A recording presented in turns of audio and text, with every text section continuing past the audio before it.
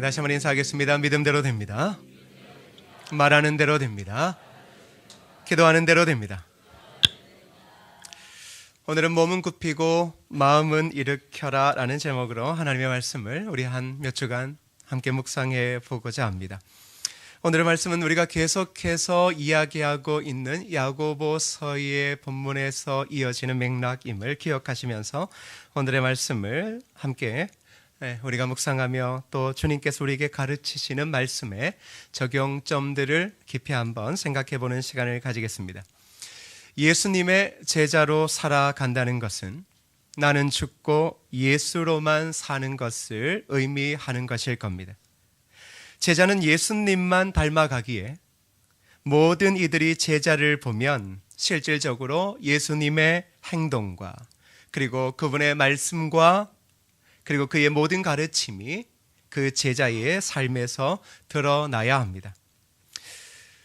당시 예수님의 제자들이 예수님을 온전히 따르고 난 뒤 변한 것이 있다면 그것은 서로가 높아지려 부단히 싸웠던 그들이 싸움을 그친 것과 그 이후에 복음을 위해 자신의 삶을 온전히 주님께 드렸다는 것일 겁니다. 예수님을 믿지만 인생의 싸움이 그치지 않는 것은 야고보 사도가 우리에게 말하고 있는 것처럼 손을 깨끗이 씻지 않은 것이고 아직도 두 마음을 품고 있기 때문일 것입니다. 최근에 미니멀 라이프라는 삶의 방식들이 회자되고 있습니다. 이는 절제를 통한 일상생활에 꼭 필요한 적은 물건으로도 만족과 행복을 추구하며 살아가는 방식을 말합니다. 이 삶은 인생에 있어서 정말 소중하고 본질적인 것에 집중하여 자기 본연의 모습을 찾아가는 데에서 행복을 찾을 수 있다라는 그런 깨달음을 추구하고 있습니다. 이를 기독교적인 용어로 표현한다면 같은 맥락은 아니겠지만 어느 정도 비슷한 표현이 있다면 그것은 내려놓음이라는 것일 겁니다. 내려놓음이라는 것은 나를 비우고 하나님으로 채우는 삶의 결단을 이야기합니다. 이것은 단순하게 우리의 삶에 적은 물질 그리고 작은 가치들만을 가지고 하나님을 믿고 살아가며 위로받아 보자가 아니라 미니멀 라이프와 전혀 다른 이 땅의 모든 것, 인간의 삶의 기초가 되어지는 그 모든 것조차도 비우고 실질적으로는 하나님으로 채우는 삶의 결단을 이야기하고 있습니다. 하나님께서는 우리에게 끊임없이 내려놓으시라고 이야기하십니다. 그렇다면 이유가 있지 않겠습니까? 왜 자꾸 우리는 더 가지려고 하는데 하나님께서는 내려놓으라고 이야기하시는가? 그것은 우리가 내려놓을 때 비로소 그것이 진짜 우리의 것이 되기 때문입니다. 하나님은 우리에게 늘 더 좋은 것을 주시려고 하고 있기 때문이죠. 사람의 기본적인 욕구인 소유와 쾌락을 단순히 죄라고 치부할 수 없습니다. 왜냐하면 그것을 통해서도 삶의 기쁨을 누릴 수 있도록 하셨기 때문입니다. 그런데 이것이 죄가 되고 싸움이 될 때는 그것을 주신 하나님으로 만족하는 삶에서 벗어날 때입니다. 어린아이가 장난감을 손에 쥔 채 내려놓지 않고 울고불고 고집을 피우는 것을 한번 떠올려 보십시오. 왜 어린아이는 그렇게 고집을 피울까요? 왜 어린아이는 마트나 백화점에 가면 자기가 좋아하는 한 가지를 놓고 절대 그 자리를 떠나지 않는 이유가 무엇이라고 생각합니까? 그 이유는 한 가지일 겁니다. 내려놓으면 빼앗긴다는 생각 때문입니다. 내려놓으면 빼앗기기에 실질적으로 그 어린아이는 그것을 더 움켜쥐려 하고 있고 그리고는 그 자리에서 한 발짝도 움직이지 않습니다. 어쩌면 이런 어린아이의 모습이 오늘을 살아가는 많은 사람들의 모습 그리고 주님을 따르는 제자들의 모습이기도 할 것입니다. 붙잡으면 내 것이 될 줄 알았는데 실질적으로 붙잡고 있으면 있을수록 우린 더 깊은 싸움의 늪에 빠질 뿐이라는 사실입니다. 그래서 내려놓아야 합니다. 이것을 야고보 사도의 말로 표현한다면 하나님께로 가까이 가는 것입니다. 하나님께로 가까이 가면 우리의 영적인 안목이 밝아져서 우리 마음에 잘못된 동기들이 보이기 시작합니다. 그래서 사탄의 역사를 분별하여 대적할 수 있고 영혼의 시각에서 인생을 보므로 하찮은 것들에 집착하지 않고 섬기는 자세로 살게 됩니다.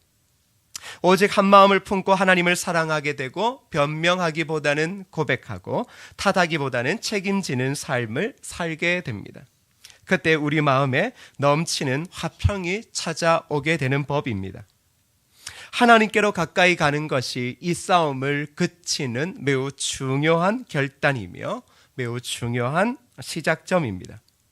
하나님께로 가까이 가면 하나님은 우리의 삶에 이 싸움을 그치게 하는 지혜를 주신다라는 사실에 우리는 조금 집중해 봐야 할 것입니다. 그렇다면 싸움을 그치게 하는 지혜는 어떤 것들이 있을까 하는 겁니다. 우리는 지금까지 우리가 사람들과의 싸움보다는 개인적인 욕망, 소유와 쾌락과 교만들에 대한 부분들이 일으키는 싸움을 봤다면 이제는 실질적으로 하나님의 사람들이 동일한 그리스도인들이나 아니면 비그리스도인들과의 관계 속에서 일어나는 싸움에 대해서 이제 우리는 집중해서 살펴볼 것입니다. 우리는 많은 부분들 사람들과의 싸움으로 인해 지치고 그리고 절망하고 있습니다. 그런데 이 부분의 해결점도 하나님께로 가까이 감을 통해 해결할 수 있는데 우리가 하나님께로 말씀 앞으로 한 걸음 더 갈 때 하나님이 주시는 말씀의 지혜는 과연 무엇일까요? 그 싸움을 그치는 지혜 첫 번째를 오늘 우리가 알아보려고 하는데요. 그것은 사람과 싸우지 않는 것입니다. 한번 따라할까요? 사람과 싸우지 않는 것. 너무나도 당연하지 않습니까? 사람하고 안 싸우려면 어떡합니까? 어떻게 하면 돼요? 사람과 싸우지 않으면 됩니다. 우리 주님은 너무나도 명확하게 이 사실을 우리에게 가르치고 있습니다. 왜 그럴까? 우리는 너무나 명확하고 쉽고 단순한 것을 지키지 않고 있기 때문일 겁니다. 싸움을 통해 얻을 수 있는 것, 여러분 무엇을 얻을 수 있습니까? 여러분 싸워서 얻은 것이 과연 무엇이 있습니까? 실질적으로 싸움을 통해 얻을 수 있는 것은 아무것도 없습니다. 인생을 살면서 갈등이나 싸움이 없을 수는 없습니다. 우리가 싸움을 하려 하지 않아도 꼭 보면 싸움을 거는 사람들이 있습니다. 마귀가 역사에서 사람들로 하여금 싸우게 만듭니다. 그럼에도 우리는 가능한 한 사람과 싸우지 않도록 해야 합니다. 하나님은 우리에게 이 부분에 대해서 허락하신 바가 없는 것 같습니다. 사도 바울은 로마서 12장 18절에 그리스도인에 대해서 이렇게 말하고 있는데요. 함께 읽어볼까요? 시작. 할 수 있거든 너희로서는 모든 사람과 더불어 화목하라. 자, 핵심은 무엇입니까? 화목하는데 어떤 사람들과 더불어서요? 모든 사람들과 더불어서요. 사도 바울은 제자들에게 가능하면 믿지 않는 이웃이나 단체와 평화스러운 관계를 가지라고 권면하고 있습니다. 완벽한 세상이라면 모든 사람들은 서로 평화롭게 살 수 있을 것입니다. 하지만 그것은 불완전한 세상 속에서는 현실적으로 불가능한 일입니다. 하지만 세상의 소금인 성도들은 그 일이 자신에게 달려 있다라는 그것을 아는 한 최선을 다해야 하며 그리스도인들이 분열의 원인이 되어서는 안 된다라는 겁니다. 특별히 기억하실 것은 그리스도인들이 분열의 원인이 되어서는 안 된다라는 겁니다. 갈라디아서 5장 15절은 싸움을 이렇게 경고하고 있는데요. 여러분 함께 읽어보도록 하겠습니다. 시작. 만일 서로 물고 먹으면 피차 멸망할까 조심하라. 이 구절에서 물고라는 단어는 신약 성경에서 오직 여기에서 딱 한 번만 사용되어진 동사입니다. 말 그대로 이빨로 무는 행위를 바로 가르치고 있습니다. 그리고 먹으면이라는 단어도 상대를 괴롭히고 상하게 하려는 강렬한 욕망을 문자 그대로 지금 이 한 구절에서 보여주고 있습니다. 물고 먹는다. 여러분, 이러한 표현은 어디에서 쓰는 겁니까? 어디에서요? 그렇죠. 동물들에게 쓰는 겁니다. 동물들이 서로 격렬히 싸울 때 우리는 물고 먹는다, 물고 먹힌다, 이런 표현들을 쓰죠. 바로 사도 바울은 지금 그렇게 표현을 하고 있는 것입니다. 이 단어를 통하여 동물들이 서로 격렬히 싸우는 모습을 연상시키면서 만일 교회 내 성도들 간의 모습이 이러하다면 이것은 피차 멸망의 길로 가게 될 것이다, 이렇게 말합니다. 만일 교회 내 성도들 간의 모습이 물고 먹히는 이런 동물의 세계와 같은 본능이 움직이고 힘이 좌우하는 그런 모습을 보이고 있다면 그들이 어떤 명분을 이야기를 하고 누구는 조금 더 착한 사람일 줄은 모르지만 실질적으로 조금 더 착하고 조금 더 정의로운 사람들조차도 피차 멸망한다, 이렇게 결론을 내리고 있습니다. 마태복음 5장 13절엔 사랑을 잃어버린 그리스도인들을 이렇게 표현하고 있는데요. 함께 읽어볼까요? 시작. 너희는 세상의 소금이니 소금이 만일 그 맛을 잃으면 무엇으로 짜게 하리요? 후에는 아무 쓸데없어 다만 밖에 버려져 사람에게 밟힐 뿐이니라. 우리를 소금이라고 이야기를 합니다. 그런데 소금이 그 맛을 잃으면 결국 그 미래는 버려지고 사람에게 밟히게 되더라. 그리스도인들은 그런 겁니다. 우리가 소금을 잃어버리고 물고 먹히는 싸움을 교회 안에서나 가정에서나 삶의 자리에서 그리스도인이 그 분열의 원인이 되어지고 싸우고 있다면 실질적으로 그는 맛을 잃어버린 제자이고 밖에 버리워져 결국 모든 사람에게 밟혀지는 인생, 그 나락으로 떨어지게 될 것이다 라고 말하고 있습니다. 성경의 내용들을 종합해 보면 피차 싸우면 결국 서로가 어떻게 된다고요? 멸망하는 것. 우리 안에서의 싸움, 만일 교회 공동체라고 하면 여러분 여기에서 조금 더 정의로워서 나는 아무렇지도 않을 거라고요? 아니요. 성경은 피차 멸망의 길로 간다, 그렇게 이야기하고 있습니다. 가정에서 부부가 서로 한번 싸워 보십시오. 어떤 일이 벌어집니까? 피차 멸망할 뿐만 아니라 그 가정이 멸망하게 되어지는 겁니다. 성경의 내용들을 종합해 보면 피차 싸우면 결국 서로가 멸망한다, 이렇게 기결하고 있습니다. 그러므로 불필요한 싸움을 피할 줄 아는 것이 지혜입니다. 마귀가 하는 일은 뭘까요? 우리가 그렇게 싫어하는 마귀, 오랜만에 한번 이야기를 해볼까요? 그 마귀가 가장 잘하는 게 뭘까요? 그렇죠. 불필요한 싸움을 일으키는 겁니다. 필요한 싸움이 아니라 불필요한 싸움을 하게 만드는 겁니다. 왜 불필요한 싸움을 하게 할까? 이유가 있지 않겠습니까? 왜 불필요한 싸움을 하게 할까요? 그것은 우리의 힘을 소진시켜 정작 해야 할 일, 본래의 그 일을 하지 못하게 하기 위해 우리의 삶에 불필요한 싸움을 계속하게 만들더라는 겁니다. 특별히 싸움은 해야 할 일을 하지 못하게 만든다는 사실을 꼭 기억해야 합니다. 특별히 교회 공동체는 이 부분을 더욱 잘 기억해야 합니다. 불필요한 싸움은 본래의 교회와 성도가 해야 할 일, 그 사명을 하지 못하게 한다는 사실입니다. 이스라엘이 블레셋과의 전쟁 중에 있을 때 이야기입니다. 다윗이 아버지의 심부름을 받고 전쟁터에 그의 형제들이 무사한가 싶어서 심부름을 갔습니다. 그런데 다윗의 눈에 누가 들어왔습니까? 골리앗이 들어왔습니다. 골리앗이 하나님을 참 얼마나 찰지게 욕했는지 그것이 다윗의 귀에 잘 들렸습니다. 그의 마음에 의로운 분노가 생겼습니다. 그래서 그는 전쟁에 나가려고 했습니다. 그런데 그때 그의 발목을 잡은 사람이 있습니다. 누굴까요?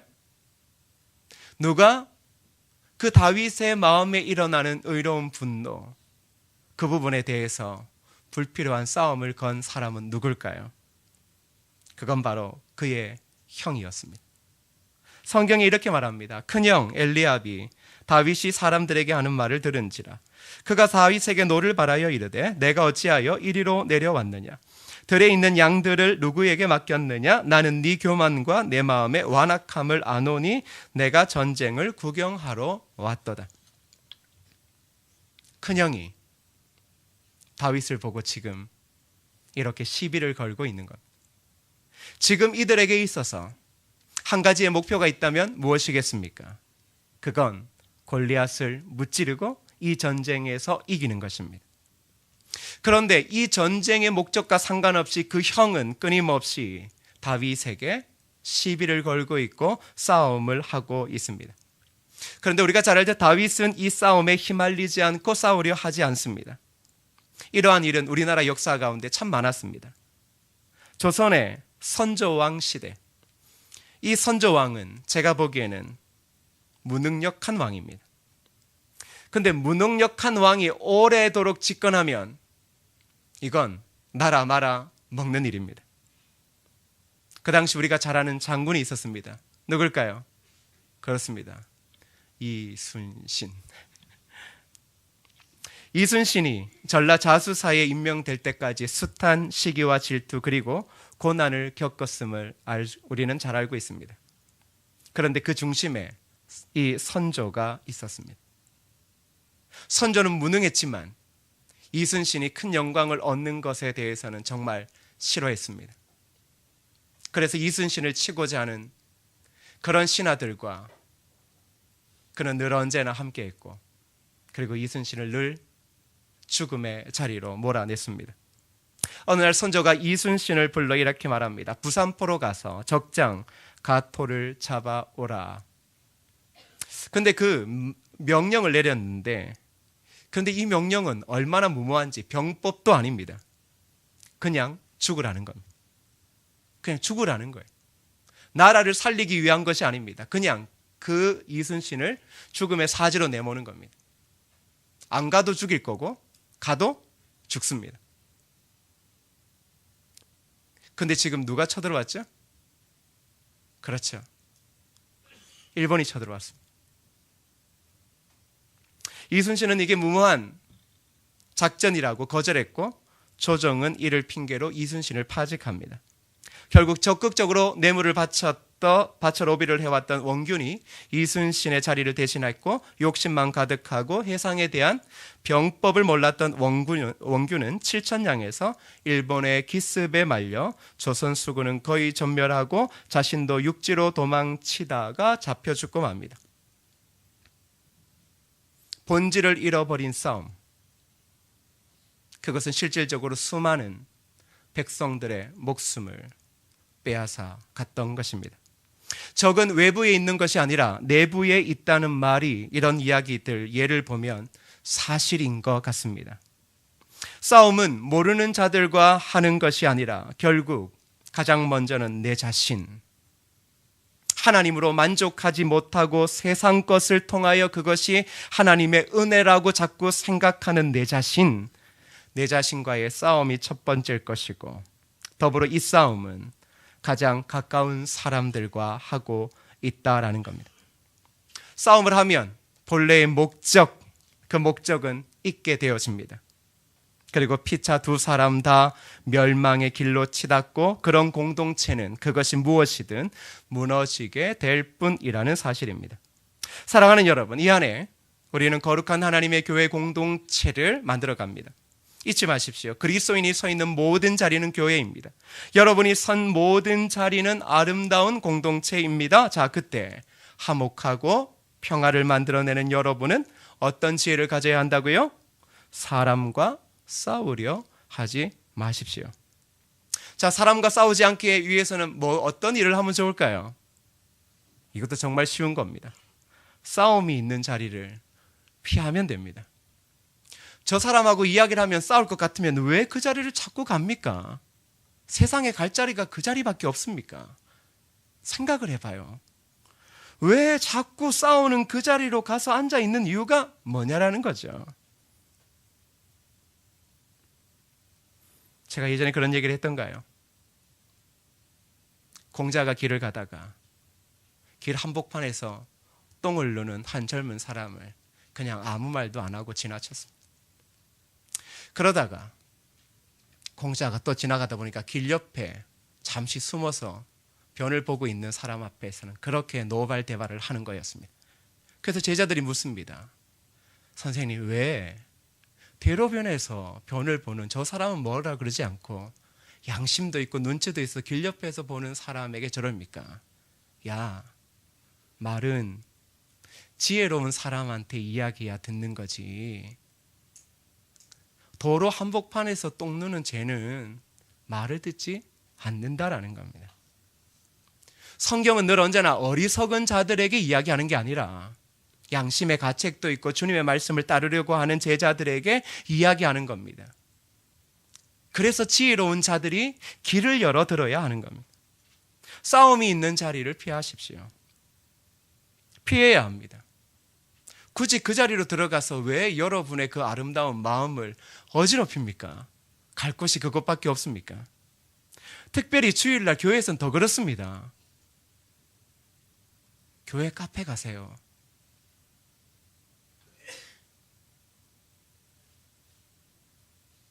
늘 동일한 사람들과 이야기를 하고 늘 비판하는 사람들과 비판하고 있으면 병들어 죽습니다. 그러면 어떤 일이 벌어집니까? 좌절하게 됩니다. 그런데 이것은 비겁한 것처럼 보이지만 천만에요. 우리 주님께서도 정말 잘 숨어 다니셨습니다. 우리 주님도 수많은 사람들이 그분을 쫓아올 때 주님 어떻게 하셨습니까? 배 타고 도망갔습니다. 그런데 제자들에게 알리지도 않고 자기 혼자 도망가셨던 분이에요. 부딪혀 이길 수 있다고 생각하지 마세요. 못 이겨요. 어리석은 사람과 싸우려 하지 마시라고요. 이길 수 없어요. 왜?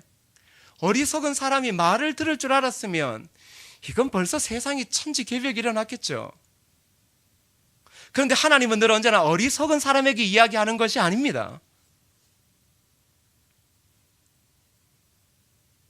상대방이 아닌 당신이 멸망의 길로 가지 않길 원한다면 피하시는 것이 지혜다. 성경은 그렇게 가르치고 있습니다. 바울은 우리에게 그러면서 매우 정확한 적용점을 이야기를 해주고 있는데 16절입니다. 16절을 읽겠습니다. 시작. 내가 이르노니 너희는 성령을 따라 행하라. 그리하면 육체의 욕심을 이루지 아니하리라. 성령을 따라 행하라 라고 이야기를 하고 있습니다. 갈라디아 교회를 망치는 분열을 해결하기 위한 바울의 전략, 주님께 배운 전략은 사랑 안에서 서로 섬기는 것입니다. 근데 여러분, 사랑 안에서 서로를 섬기는 것 아세요? 모르세요? 알죠? 자, 그렇습니다. 잘 알고 있습니다. 그런데 이것이 인간의 힘으로 불가능하다라는 것입니다. 사람들은 자기 자신의 능력으로 모든 사람들에게 항상 사랑을 보여줄 수 없습니다. 그래서 하나님께서 그 명령을 지킬 수 있는 수단을 준비해 두셨는데 그것이 바로 뭐라고요? 성령이시라는 사실입니다. 성령을 따라 행한다라는 것은 성령에 의해 계속 걸어간다라는 것을 의미하고 있습니다. 걷는다라는 것은 성령 하나님과 함께 우리가 생활한다라는 겁니다. 자, 그래서 우리의 모든 삶은 성령 하나님과 함께 생활하는 것이다. 이렇게 이야기를 하는 것이죠. 성령은 제자의 일상생활 속에 결정과 활동에 대해 성령의 인도하심과 매 순간의 접촉을 강조하고 있습니다. 즉, 우리가 무엇인가에 대한 선택과 결정은 나의 생각, 나의 경험이 아니라 성령의 인도하심 속에서 있어야 된다라는 겁니다. 그때 우리는 육체의 욕심을 이루지 아니한다. 육체의 욕심을 이루지 않으므로 우리는 멸망의 길에 빠지지 않게 되어지더라는 것. 그리고 사랑 안에서 서로 섬기는 본래의 그리스도인의 삶이 가능해지더라는 겁니다. 성령을 따라 행하는 것은 그의 권위에 복종하는 것이고 그의 인도하심을 환영하고 다른 성도들과 연합하게 하시는 것에 순종하는 것을 의미합니다. 저와 여러분들이 성령님과 함께 동행하고 있다라고 이야기할 때 그것은 여러분들이 귀한 성도들과 여러분의 가정과 모든 그리스도인 비그리스도인들 가운데서 그들과 연합하게 하고 순종하게 하는 그 모습을 통하여 여러분들이 실질적으로 주님을 따르고 있음을 증명하더라는 겁니다. 그래서 그저 말로 나는 하나님과 함께 동행한다. 그런데 늘 싸워요? 대화가 안 돼요? 순종하지 않아요? 화목을 만들지 않아요? 그거 가짜라는 거예요.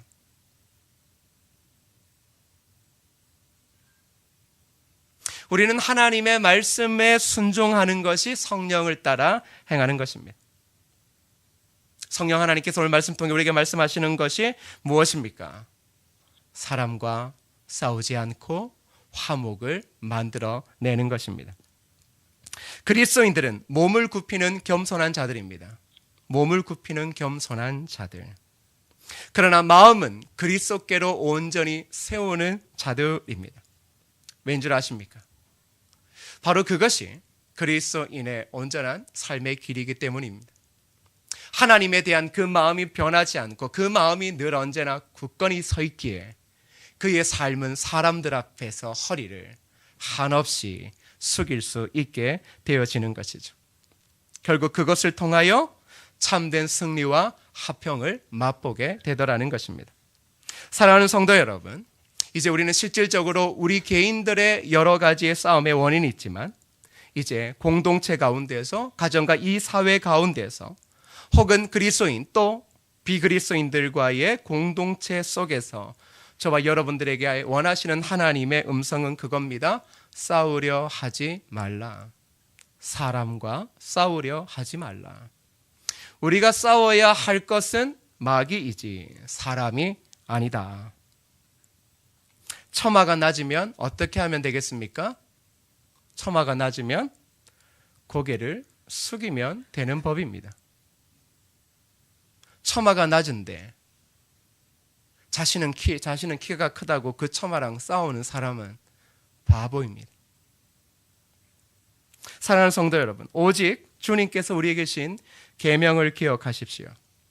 하나님을 사랑하고 이웃을 사랑하라. 그것이 바로 저와 여러분에게 주어진 고귀한 사명이고, 그리고 그 사명을 통해 우리의 모든 삶의 자리는 주님께서 십자가에서 우리에게 화평을 주셨듯 우리는 그 화평을 만들어 가야 한다라는 것입니다. 오늘 저와 여러분이 서는 모든 삶의 자리에 바로 그리스도인들을 통하여 참된 화평, 하늘로서부터 오는 평화, 그리고 그리스도로부터 우리에게 주어졌던 구원의 그 기쁨을 아름답게 보여지기를 주님의 이름으로 축복합니다. 그래서 우리가 함께 찬양하실 때 내 주를 가까이 하게 하면 이 찬양을 부르실 건데요.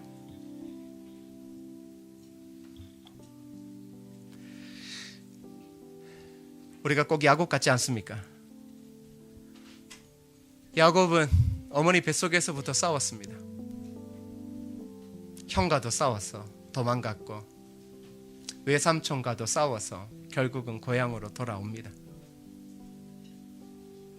근데 고향으로 돌아올 때 그의 하나밖에 없는 형이 그를 죽이려고 온다는 소식을 듣습니다. 그제서야 압니다. 아, 이 땅의 모든 것으로도 이 싸움을 해결할 수 없구나. 그래서 야곱이 모든 것들을 다 버려두고 이것이 내 안의 기쁨도 싸움을 막을 수 있는 아무런 힘도 없다라는 것을 그제서야 깨닫고 뭐 합니까? 마지막으로 하나님과 싸웁니다. 다시 말하면 그것이 그가 이 땅에 그 복잡한 인간의 삶을 그칠 수 있는 유일한 길이었습니다. 왜 자꾸 마음이 우리는 불편해질까요? 왜 늘 분노가 일어나고 하물며 거룩한 교회에서도 큰 목소리는 늘 언제나 있을까요? 이유는 사랑과 싸우려 하기 때문입니다. 그건 우리의 힘으로 해결되는 게 아닙니다. 아내와 남편과 자녀의 싸움도 여러분의 힘으로 해결되는 게 아닙니다. 하나님에게로 갈 때, 하나님께로 갈 때 그제서야 풀리게 되어지는 겁니다. 그래서 우리가 이 찬양할 때, 하나님, 이 모든 싸움과 같은 삶에서 오직 하나님께로만 가까이 가게 하옵소서. 그리하여서 내 평생의 삶, 주님 부르시는 그 순간까지 그저 주님만을 찬송하며 주님이 주시는 기쁨과 화목만을 이야기를 하며, 어리석고 못난 사람이 있고 말이 안 먹히는 사람이 있어도 고개를 숙이고 토받들고 섬김을 통하여 화목을 만들어내고 하나님의 평화를 만들어내는 그런 그리스도인 되어지게 하여 달라고 우리 이 찬양 부르고 함께 기도했으면 좋겠습니다. 내 주를 가까이, 내 주를 가까이 하게 함은 십자가 짐 같은 고생이나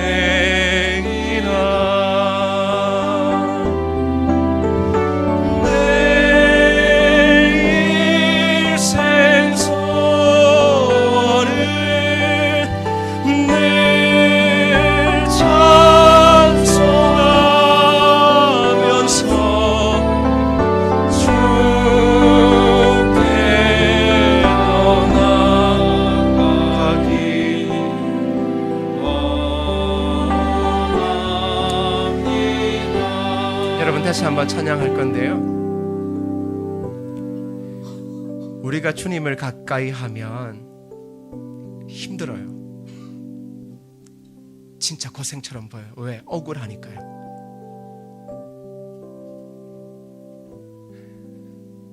억울할 때 많잖아요. 내가 무슨 죄가 있는데 왜 나로 하여금 더 주님 앞에 가까이 가라, 왜 나로 하여금 더 깊은 고통을 받게 하라. 근데 주님이 우리에게 요구하시는 게, 너 세상에서 어리석은 자처럼 내려가야 돼. 그게 너의 진짜 모습이야. 어리석은 자들이 우리를 향하여 욕하고 조보라고 내 앞에서 고개를 숙인다고 원망이 일어나고 화가 일어날 수 있지만, 주님 이야기하시는 게 뭡니까? 그렇게 화내지 마. 그게 너와 나의 삶이었다. 삶이어야 된다. 여러분, 예수 그렇게 어렵게 믿지 맙시다.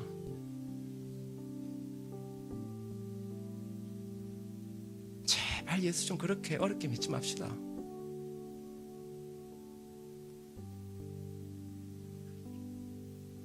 주님 여러분에게 대단한 걸 요구하는 게 아닙니다. 허리를 숙이고 어리석은 자처럼 되어지기까지 내려가라고 이야기할 뿐입니다.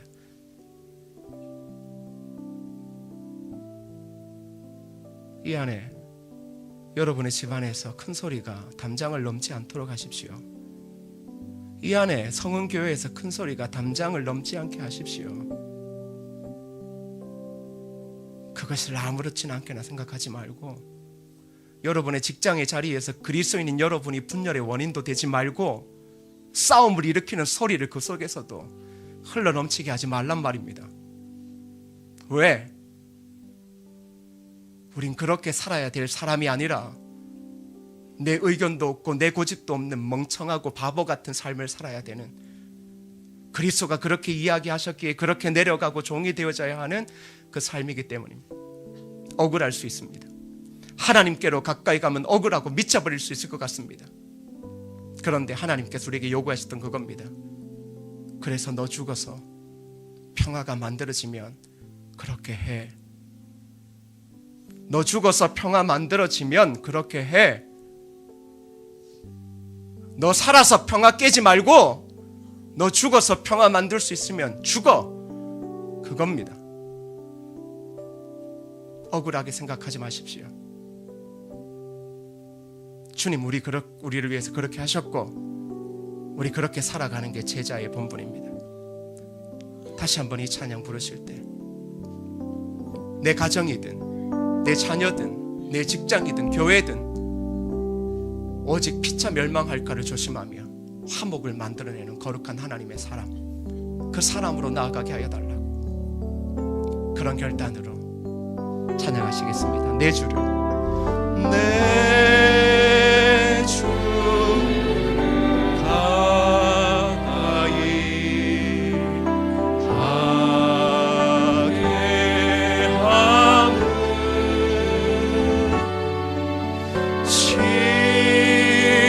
십자가 짐 같은 고생이라 내 일생 소원은 늘 찬송하면서 주께 더 나아가기 원합니다. 내 고생하는 것 옛 야곱이 내 고생하는 것 옛 야곱이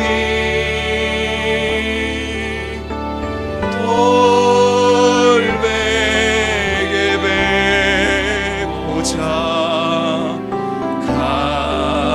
갔으니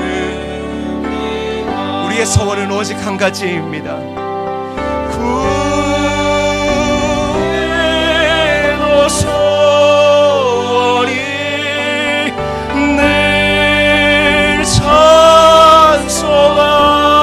찬송하면서 주께 더 나아가기 원합니다.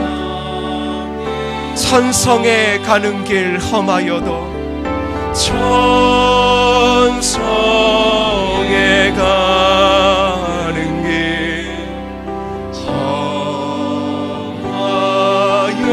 험하여도 생명길 되나니 생명길 되나니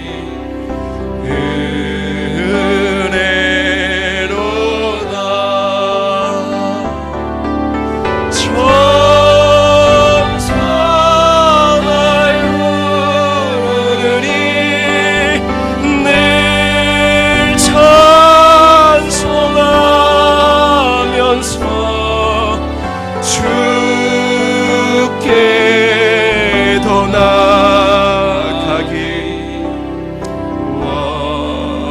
원합니다. 야곱이 잠 깨어 일어난 후 야곱이 잠 깨어 일어난 후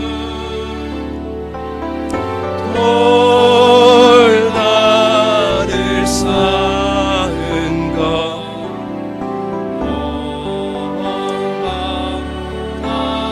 숨질 때 되도록 숨질 때 되도록 늘 찬송하면서 주께 더 나아가기 믿음의 결단으로 숨질 때 되도록 늘 찬송하면서 숨질 때 되도록 늘 찬송하면서 주께 더 나아가기 원합니다. 다 같이 오늘 말씀 붙잡고 함께 기도하시겠습니다. 기도합시다. 아버지 하나님,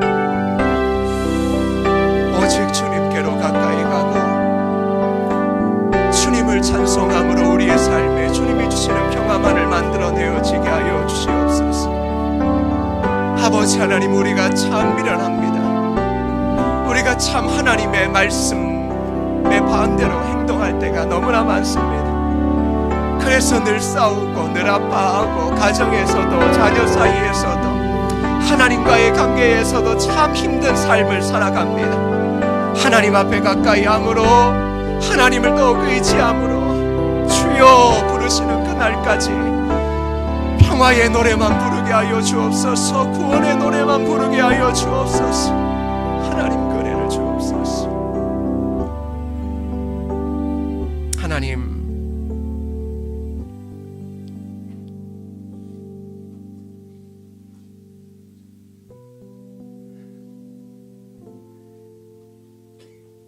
참 하나님께로 가까이 가니 할 수 있는 것이 자꾸 없어져서 참 억울할 때가 있는 것 같기도 합니다. 왜 우리가 저 사람을 위해서까지라도 저 낮은 자리에 가서 고개를 숙이고 섬기고 사랑하고 그의 발을 닦아야 되는지 진짜 모를 것 같은 마음이 들 때가 있습니다. 그런데 주님이 우리에게 보여주셨던 삶은 그거였고, 우리에게 요구하시는 삶도 그것임을 압니다. 하나님, 그저 우리의 일생의 소원이 주님을 찬송하며 주님이 주시는 화평을 만들어 가는 것을 기억하며, 하나님께서 우리에게 그렇게 원하시는 천국의 교회 공동체를 모든 삶의 자리에서 세워가는 그런 은혜가 있게 하여 주옵소서.